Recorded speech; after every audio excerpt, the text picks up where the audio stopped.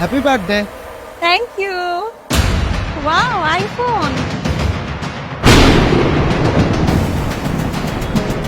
फिर अगर मुझे तू कभी ना मिले हम सफर मेरा কি সারপ্রাইজটা অনেক সুন্দর না? ভালো লাগছে তো?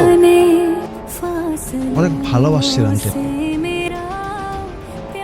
জীবনের সবটা দিয়ে তোকে বিশ্বাস করতাম, যখন যা বলতে তাই শুনতাম, তোর কোনো কথা কোনোদিন অগ্রাহ্য করি। তোকে এত পরিমাণ বিশ্বাস করতাম যে হাজার পুরুষের মাঝখানে তোকে ছেড়ে দিলে তোর প্রতি আমার এক বিন্দু পরিমাণ বিশ্বাস কমতো, আর সেই তুই কি না আমার বিশ্বাসটা ভেঙে দিলে, বেইমানি করলি।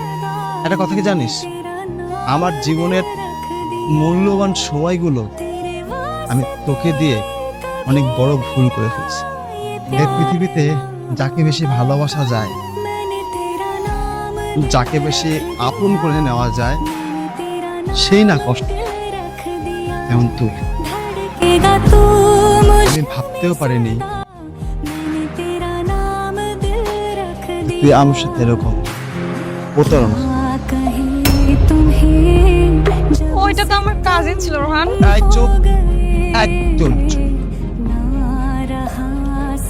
বোকা সেজে থাকে বলে ভাবছিস বোকা, বুঝি না কিছু না। কি ভাবছো যে নাটক সাজাবি আর আমি নাটক বুঝবো না? এতটা বোকাও আমি না রে, বোকাও আমি না। তোর এই আসল রূপটা না আমার সামনে প্রকাশ পায়।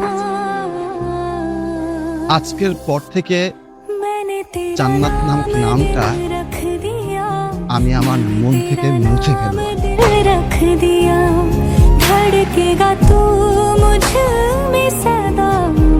আসলে মানুষ অপশন পেয়ে গেলে না গুরুত্ব কমে যায়। তোর হাতে অপশন চলে আসছে, এজন্য আমার গুরুত্বটা কমাই দিচ্ছিস। Good luck. আজকের পর থেকে জান্নাত নামক নামটা আমি আমার মন থেকে মুছে ফেলবো। রোহান আমাকে ক্ষমা করে দাও তো। এই মানেন না গুড লাক,